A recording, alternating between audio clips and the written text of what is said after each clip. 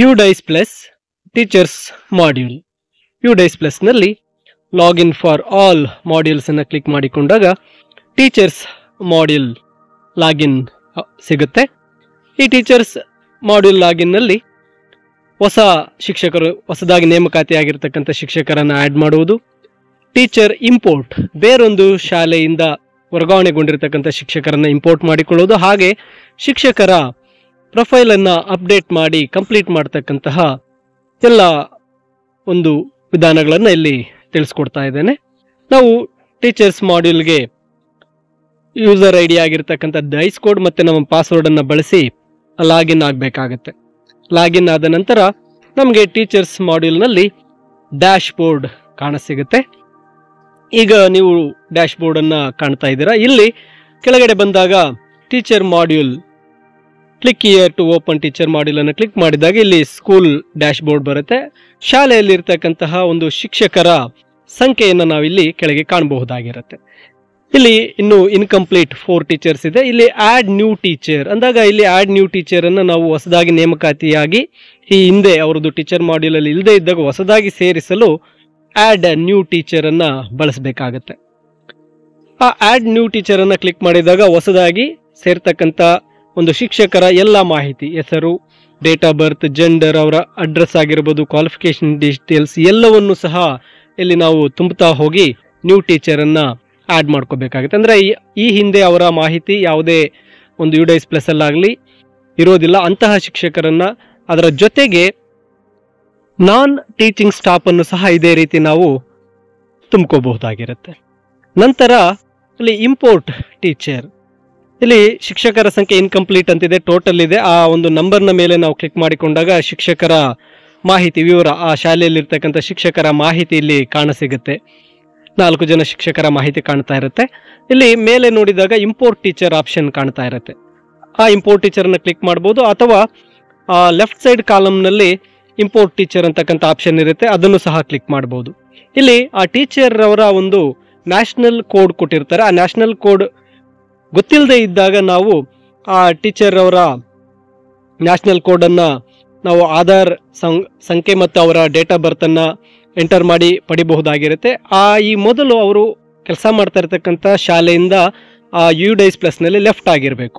ಇಲ್ಲಿ ಆ ಟೀಚರ್ ಅವರ ಒಂದು ನ್ಯಾಷನಲ್ ಕೋಡ್ ನನಗೆ ನಂಬರ್ ಗೊತ್ತಿರೋದ್ರಿಂದ ಆ ನ್ಯಾಷನಲ್ ನಂಬರನ್ನು ಎಂಟರ್ ಮಾಡಿ ಅವರ ಒಂದು ಡೇಟ್ ಆಫ್ ಬರ್ತನ್ನು ಎಂಟರ್ ಮಾಡಿ ನಾವು ಆ ಶಿಕ್ಷಕರನ್ನು ಮಾಡ್ಕೋಬಹುದು, ಇಂಪೋರ್ಟ್ ಮಾಡ್ಕೋಬಹುದಾಗಿರುತ್ತೆ. ನೋಡಿ, ಇಲ್ಲಿ ನ್ಯಾಷನಲ್ ಟೀಚರ್ಸ್ ನಂಬರನ್ನು ಕೊಟ್ಟಿದ್ದೇನೆ, ಹಾಗೆ ಡೇಟ್ ಆಫ್ ಬರ್ತನ್ನು ಎಂಟರ್ ಮಾಡಿ ಗೋ ಎಂದು ಕ್ಲಿಕ್ ಮಾಡಿದಾಗ ಆ ಶಿಕ್ಷಕರ ಮಾಹಿತಿ ಬರುತ್ತೆ. ಇಲ್ಲಿ ಕೆಲವೊಂದು ಮಾಹಿತಿಯನ್ನು ತುಂಬಬೇಕಾಗಿರುತ್ತೆ. ರಿಮಾರ್ಕ್ಸ್ ಅಂದರೆ ಟ್ರಾನ್ಸ್ಫರ್ ಇನ್ ಅಂತ ಇಲ್ಲಿ ರಿಮಾರ್ಕ್ಸ್ ಅನ್ನು ನೀಡಬೇಕಾಗುತ್ತೆ.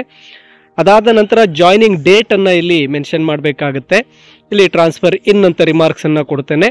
ನಂತರ date of joining to present ಸ್ಕೂಲ್ಗೆ ಬಂದಿರತಕ್ಕಂತಹ ಒಂದು ಡೇಟ್ ಆಫ್ ಜಾಯ್ನಿಂಗ್ ಅನ್ನು ಎಂಟರ್ ಮಾಡಬೇಕಾಗುತ್ತೆ. ನಂತರ ಮೋಡ್, ಯಾವ ಒಂದು ರೀಸನ್ ಅಂದಾಗ ಅವರು ಒಂದು ರೆಗ್ಯುಲರ್ ಟೀಚರ್ ಅಂತಕ್ಕಂಥದ್ದನ್ನು ಸೆಲೆಕ್ಟ್ ಮಾಡಿ ನಾವು ಇಂಪೋರ್ಟ್ ಟೀಚರನ್ನು ಕ್ಲಿಕ್ ಮಾಡಿದಾಗ ರೀಸ್ಟೋರ್ ದ ಟೀಚರ್ ಅಂತ ಬರುತ್ತೆ. Import restore teacher from same or other school ಅಂತಕ್ಕಂಥ ಮಾಹಿತಿ ಬರುತ್ತೆ. ಈ ಮಾಹಿತಿಯನ್ನು ಓದ್ಕೊಂಡು ನಾವು ರೀಸ್ಟೋರ್ ಮಾಡಬೇಕಾಗುತ್ತೆ. ರೀಸ್ಟೋರನ್ನು ಕ್ಲಿಕ್ ಮಾಡಿದಾಗ ಆ ಶಿಕ್ಷಕರ ಮಾಹಿತಿ ಇಂಪೋರ್ಟ್ ಆಗಿ UDICE Plusನಲ್ಲಿ ಜಾಯಿನ್ ಆಗುತ್ತೆ. ನೋಡಿ, ಇಲ್ಲಿ ಮತ್ತೊಮ್ಮೆ ಇಲ್ಲಿ ಮಾಹಿತಿಯನ್ನು ಸರಿಯಾಗಿ ನೀಡಬೇಕಾಗತ್ತೆ.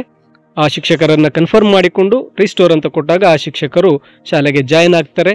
ಈಗ ಇಲ್ಲಿ 4 ಜನ ಇದ್ದಂಥ ಶಿಕ್ಷಕರ ಸಂಖ್ಯೆ 5ಕ್ಕೆ ಬಂದಿರುತ್ತೆ. ನಾವು ಸ್ಕೂಲ್ ಡ್ಯಾಶ್ ಬೋರ್ಡನ್ನು ಕ್ಲಿಕ್ ಮಾಡಿ ಮತ್ತೊಮ್ಮೆ ಅಲ್ಲಿ ರಿಫ್ರೆಶ್ ಮಾಡಬೇಕಾಗುತ್ತೆ. ಇಲ್ಲಿ ಸಂಖ್ಯೆ 4 ಕಾಣ್ತಾ ಇರುತ್ತೆ. ಒಮ್ಮೆ ಆ ರಿಫ್ರೆಶನ್ನು ಕ್ಲಿಕ್ ಮಾಡಿದಾಗ ರಿಫ್ರೆಶ್ ಆಗಿ ನಮಗೆ ಆ ಒಂದು ಶಿಕ್ಷಕರ ಸಂಖ್ಯೆ ಇಲ್ಲಿ ಬರುತ್ತೆ. ಈ ರೀತಿಯಾಗಿ ಶಿಕ್ಷಕರನ್ನು ಇಂಪೋರ್ಟ್ ಮಾಡಿಕೊಳ್ಳಲು ಹಿಂದಿನ ಶಾಲೆಯಲ್ಲಿ UDICE Plusನಲ್ಲಿ ಆ ಶಿಕ್ಷಕರನ್ನು ಲೆಫ್ಟ್ ಮಾಡಿರಬೇಕಾಗಿರುತ್ತೆ. ನಂತರ ಇಲ್ಲಿ ಸಂಖ್ಯೆಯ ಒಂದು ಮೇಲೆ ಕ್ಲಿಕ್ ಮಾಡಿದಾಗ ಶಿಕ್ಷಕರ ಮಾಹಿತಿ ತೆರೆದುಕೊಳ್ಳುತ್ತೆ. ನಾವು ಎಲ್ಲ ಶಿಕ್ಷಕರ ಮಾಹಿತಿಯ ಒಂದು ಅಪ್ಡೇಟನ್ನು ನೋಡಿದಾಗ ರೆಡ್ ಕಲರಲ್ಲಿ ಕಾಣ್ತಾ ಇರುತ್ತೆ. ಆ ಒಂದು ಪ್ರೊಫೈಲ್ಸನ್ನು ನಾವಿಲ್ಲಿ ಅಪ್ಡೇಟ್ ಮಾಡಬೇಕಾಗುತ್ತೆ. ಇಲ್ಲಿ ಜನರಲ್ ಪ್ರೊಫೈಲ್ ಮೊದಲಿಗೆ ಬರುತ್ತೆ.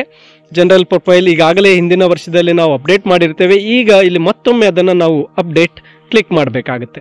ಜನರಲ್ ಪ್ರೊಫೈಲನ್ನು ಅಪ್ಡೇಟ್ ಕ್ಲಿಕ್ ಮಾಡಿದಾಗ ಅಪ್ಡೇಟ್ ಆಗಿ ಆ ಗ್ರೀನ್ ಕಲರ್ನಲ್ಲಿ ನಮಗೆ ಮೆಸೇಜ್ ಸಹ ಬರುತ್ತೆ. ನಂತರ ನೆಕ್ಸ್ಟ್ ಅನ್ನು ನಾವು ಕ್ಲಿಕ್ ಮಾಡ್ಕೋಬೇಕಾಗುತ್ತೆ. ಮತ್ತೊಮ್ಮೆ ಬೇಕಾಗಿದ್ದರೆ ಇಲ್ಲಿ ಮಾಹಿತಿಯನ್ನು ಚೆಕ್ ಮಾಡಿಕೊಂಡು ನಂತರ ನೆಕ್ಸ್ಟ್ ಅನ್ನ ಕ್ಲಿಕ್ ಮಾಡಬೇಕಾಗುತ್ತೆ. ನಂತರ ಅಪಾಯಿಂಟ್ಮೆಂಟ್ ಅಂಡ್ ಟೀಚಿಂಗ್ ಪ್ರೊಫೈಲ್, ಈ ಒಂದು ಪ್ರೊಫೈಲನ್ನು ಅಪ್ಡೇಟ್ ಮಾಡಬೇಕಾಗುತ್ತೆ. ಈಗಾಗಲೇ ಅಪ್ಡೇಟ್ ಮಾಡಿರೋದ್ರಿಂದ ನಾವು ಸುಲಭವಾಗಿ ಅಪ್ಡೇಟ್ ಮಾಡ್ಕೊಂಡು ಮುಂದೆ ಹೋಗ್ಬೋದು. ನಂತರ ಟ್ರೈನಿಂಗ್ ಆ್ಯಂಡ್ ಅದರ್ ಡೀಟೇಲ್ಸ್ನಲ್ಲಿ ಇಲ್ಲಿ CTET ಮತ್ತು STET ಬಗ್ಗೆ ನೀಡಿರ್ತಾರೆ.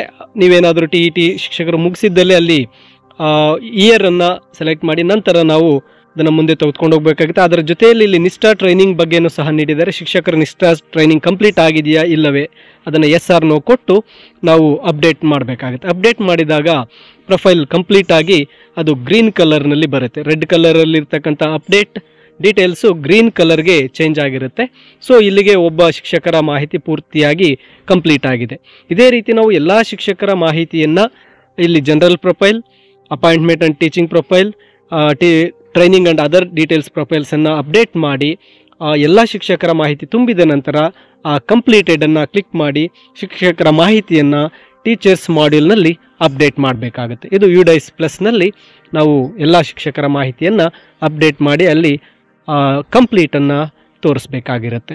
ಈ ಎಲ್ಲ ಹಂತಗಳನ್ನು ಫಾಲೋ ಮಾಡಿ ನಾವು ಶಿಕ್ಷಕರ ಮಾಹಿತಿಯನ್ನು UDICE ಪ್ಲಸ್ನಲ್ಲಿ ಸುಲಭವಾಗಿ ನಾವು ಅಪ್ಡೇಟ್ ಮಾಡಬಹುದು. ಈಗಾಗಲೇ ಹಿಂದಿನ ಸಾಲಿನಲ್ಲಿ ನಾವು ಅಪ್ಡೇಟ್ ಮಾಡಿರೋದ್ರಿಂದ ಯಾವುದೇ ಮಾಹಿತಿ ಹೆಚ್ಚಾಗಿ ನಾವು ಗಮನಿಸಬೇಕಾಗಿರ್ತಕ್ಕಂಥ ಅಂಶ ಇರೋದಿಲ್ಲ. ಆದರೆ ಕೆಲವು ನಿಷ್ಠಾ ಟ್ರೈನಿಂಗ್ ಹಾಗೆ ಬೇರೆ ಯಾವುದಾದ್ರೂ TET ಬಗ್ಗೆ ಅಥವಾ ಅಲ್ಲಿ ಡೆಪ್ಟೇಷನ್ ಅಥವಾ ನಾನ್ ಡೆಪ್ಟೇಷನ್ ಅಥವಾ ಬೇರೆ ಏನಾದರೂ ಟ್ರೈನಿಂಗ್ಸ್ ಬಗ್ಗೆ ಇರ್ತಕ್ಕಂಥದ್ದನ್ನು ನೋಡಿ ನಾವು ಟೀಚರ್ಸ್ ಪ್ರೊಫೈಲನ್ನು ಅಪ್ಡೇಟ್ ಮಾಡ್ತಾ ಹೋಗಬೇಕಾಗುತ್ತೆ. ಇಲ್ಲಿ ಎಲ್ಲ ಶಿಕ್ಷಕರ ಅಪ್ಡೇಟ್ ಮಾಡಿದ ನಂತರ ಮಾರ್ಕ್ಡ್ ಆ್ಯಸ್ ಕಂಪ್ಲೀಟನ್ನು ನೀಡಬೇಕಾಗುತ್ತೆ. ಮಾರ್ಕ್ಡ್ ಆ್ಯಸ್ ಕಂಪ್ಲೀಟನ್ನು ಕೊಟ್ಟಾಗ UDICE ಪ್ಲಸ್ನಲ್ಲಿ ಟೀಚರ್ಸ್ ಮಾಡ್ಯೂಲ್ ಶಿಕ್ಷಕರ ಮಾಡ್ಯೂಲ್ ಪೂರ್ತಿಯಾಗಿ ಕಂಪ್ಲೀಟ್ ಆಗಿರುತ್ತೆ.